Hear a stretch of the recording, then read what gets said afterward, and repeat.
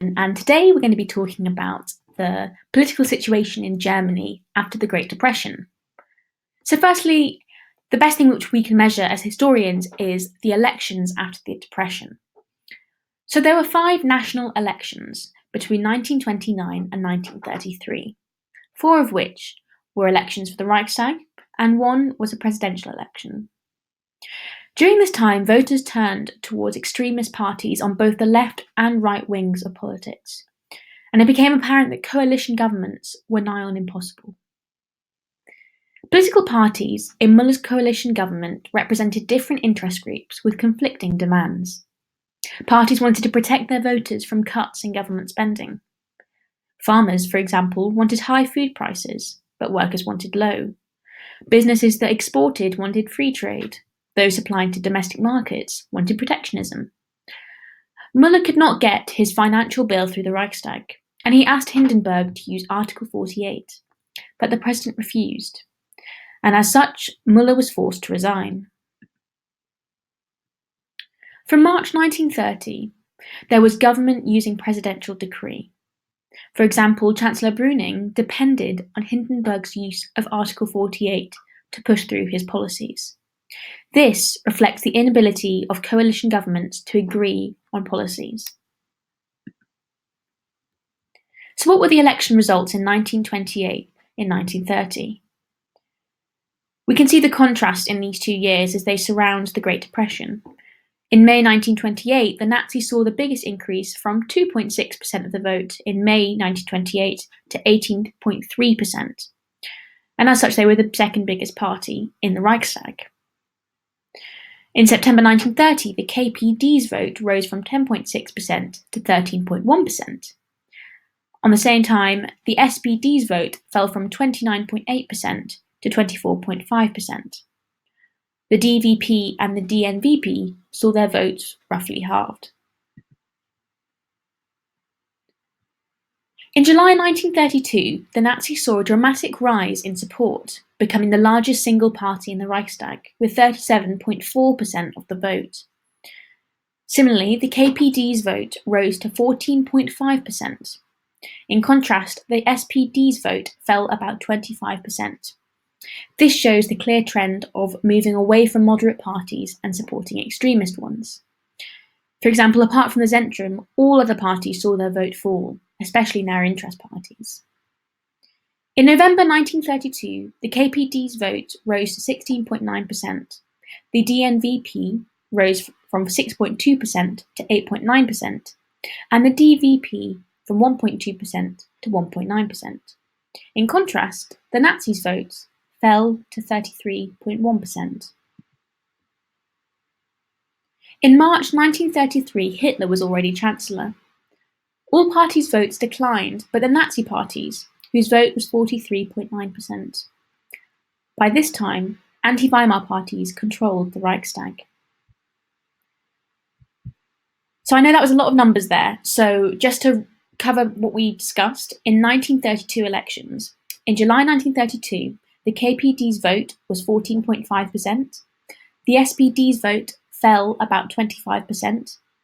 In November 1932, the KPD's vote rose to 16.9%, and the DNVP rose from 6.2% to 8.9%. And if we consider the Nazi Party in the 1932 elections, we know that they saw a dramatic rise in July 1932, becoming the single most largest party in the Reichstag, with 37.4% of the vote. However, in November 1932, the Nazis' vote fell to 33.1%. I think this is quite an interesting statistic because it shows that there was a decline in support for the Nazis, so things might have turned very differently if Hitler had not become Chancellor through the Backstairs Agreement. So what were the governments like during the Depression? Müller and Brüning's coalition governments were fragile, and the Chancellor struggled to get through their policies. Eventually, Article 48 became the only way to circumvent the internal divisions within the Weimar governments.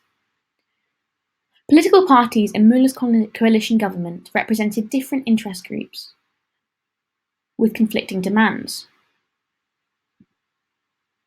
And if we consider Brüning's government, we know that the Zentrum party succeeded Müller.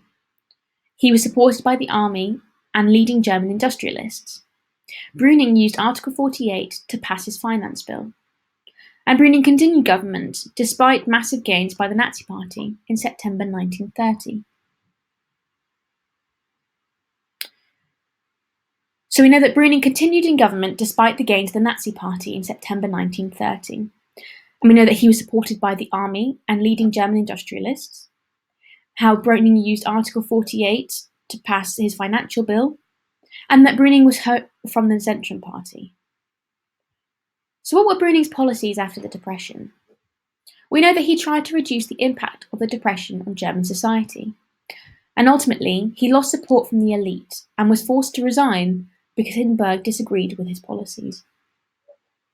Firstly, he wanted to attack paramilitary groups.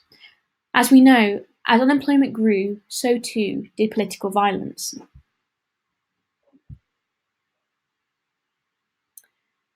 Brüning banned both the SA and the RF, which were the Nazi Party's communist and paramilitary organisations. Brüning also wanted to tackle deflation. For example, prices, wages, welfare payments, and rents also decreased. Business profits fell, which led to him losing the support of industrialists.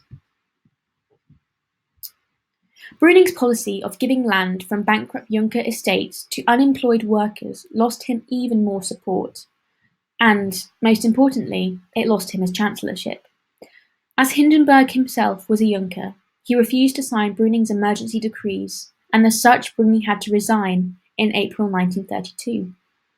Ultimately, Brüning's government fell, not because of a no-confidence vote in the Reichstag, but because Hindenburg himself did not approve of his choice of policies.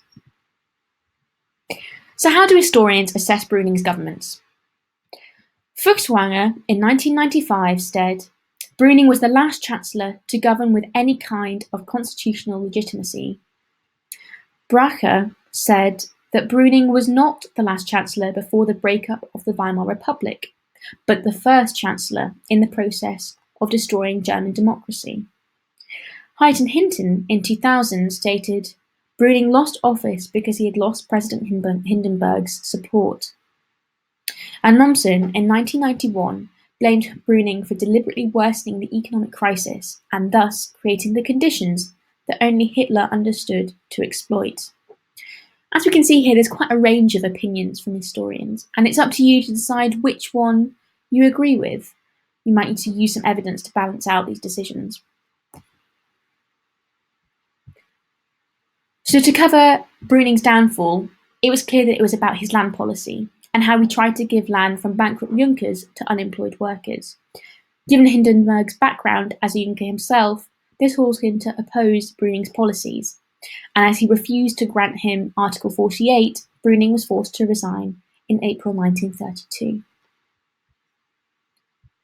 And finally, if we go back to those numbers in the elections, which I know are very tricky, just to cover, we know that the SPD vote fell from 29.8% to 24.5% in the 1930 election, whereas the KPD's vote rose from 10.6% to 13.1%. And in just covering some of the perspectives which we discussed before about Brüning, Feuchtwanger in 1995 had a fairly optimistic view of his government, stating that he was the last chancellor to govern with any kind of constitutional legitimacy. Thank you very much for listening to this podcast about the politics in Weimar Germany during the tumultuous time of the Great Depression. In the next episode, we're going to be discussing the appeal of extremism as we cover the rise of the Nazi and communist parties.